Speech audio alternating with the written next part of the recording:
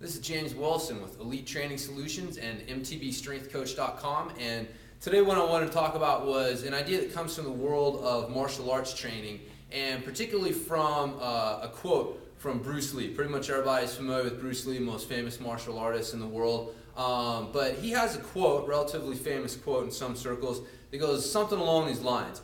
When I first started studying martial arts, a punch was just a punch and a kick was just a kick. After I got into it more, a punch was no longer just a punch and a kick was no longer just a kick. But now that I truly understand martial arts, a punch is just a punch and a kick is just a kick. And I've heard various interpretations of this, and most often what I've heard is people saying that was pointing out how we tend to overcomplicate things, you know, that when we're first starting out and all we're concentrating on, like basic exercises and stuff like that, and and then we start to kind of overcomplicate things and start worrying about things too much, and eventually, we come full circle and it all just comes back to the basics. And I'm not saying I don't know what Bruce Lee's intention was behind that, but I actually don't think that was what he was saying. I think that what he was saying, it was more along the lines of that as he started studying martial arts and he started understanding the nuances behind what makes a punch and a kick successful. When you first come in, you first start studying martial arts, and you see students in there, and they're punching and they're kicking, but you can tell that they're not doing it the way that the people that have been doing it for many months or many years are doing it. There are technical differences, and so when you first get into it, a punch is just a punch and a kick is just a kick. They tell you to punch and kick, and you do your thing, and okay, great.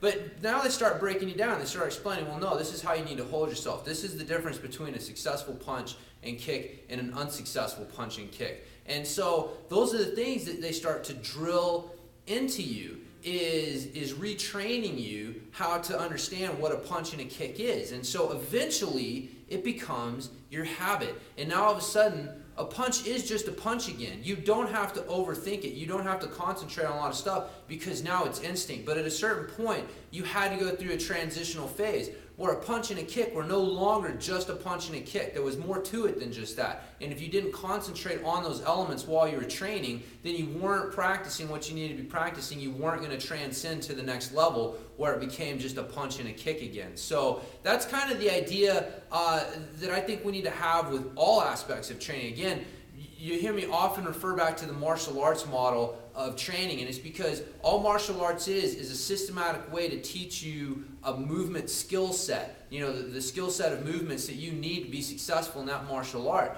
Everything that we do that involves movement and training can be viewed the same way. The strength training is an opportunity for you to practice and refine your just basic movement skills. And so again, when you first start out working out, a squat is just a squat. But once there should be a point where you start to realize that a squat is not just a squat. There is more that goes into it than just that. And every training session is your chance to practice those things that go into making a successful, efficient, safe, powerful squat. And then eventually through practice and refinement and concentrating on those things, then all of a sudden a squat is just a squat again. You don't have to concentrate as hard. It's just how you move. And so anyways, that's the idea.